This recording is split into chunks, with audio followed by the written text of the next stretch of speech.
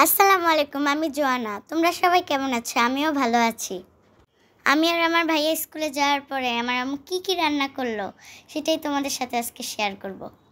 আমার আম্মু ছাদ থেকে কি ফ্রেশ ফ্রেশ সবজি তুলে নিয়ে আসলো। সবজিগুলো দেখে মাশাআল্লাহ বলো। তোমরা কে কি সবজি পছন্দ করো? আমি কিন্তু সবজি পছন্দ করি না, আমার খেতে একদমই ভালো লাগে না। কিন্তু আমাদের ছাদের সবজিগুলো দেখতে কিন্তু অনেক সুন্দর, সাথে কিন্তু মরিচও ধরেছে। মরিচগুলো কিন্তু অনেক মজা। তোমরা কি আজকে আমার গল্প শুনবে? বলবো? আচ্ছা ঠিক আছে, বলবো। আজকে একটা নতুন গল্প শেয়ার করব, আমার বইয়ে থেকে মায়ের গল্প।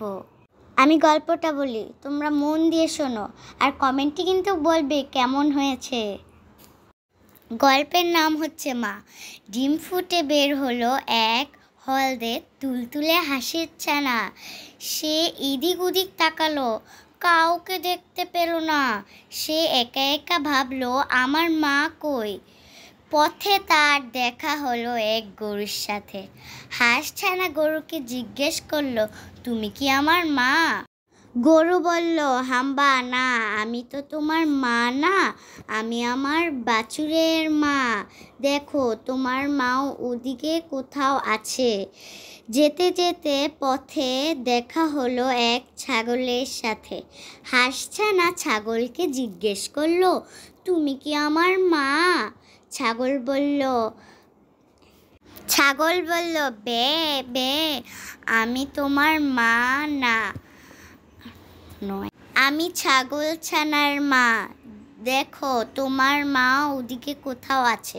নেক্সট গল্প একটু পরে বলছি। দেখো আমার আম্মু কি মজা করে মাছ রান্না করলো। এই মাছ রান্নাটা এতই ইয়ামি হয়েছে, আমি আজকে মজা করে ভাত খেয়েছি, সাথে লেবু দিয়ে ভাত মেখে দিয়েছিল। আমি এত মজা করে খেয়েছি, আমার ভাইয়াও অনেক মজা করে খেয়েছে। তোমরা আমার আম্মুর রান্নাগুলো দেখো আর আমি তোমাদের সাথে গল্প শেয়ার করি। হাঁসছানা মন ভারী খারাপ হয়ে গেল। যেতে যেতে তার দেখা হলো এক বিড়ালের সাথে।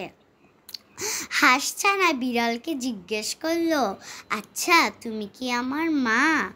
বিড়াল বলল, মেও মেও, আমি তোমার মা নয়, আমি বিড়াল ছানার মা।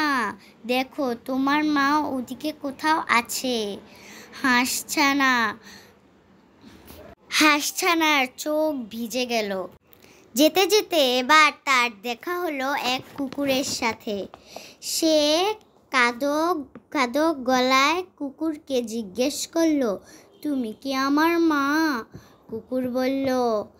নেক্সট গল্প তোমাদের সাথে আগামীকাল শেয়ার করব। অপেক্ষায় থাকো। আল্লাহ হাফেজ।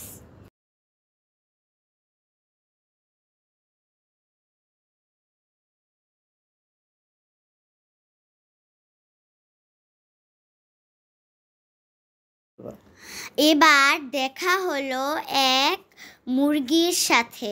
হাঁসছানা মুরগিকে জিজ্ঞেস করলো, তুমি কি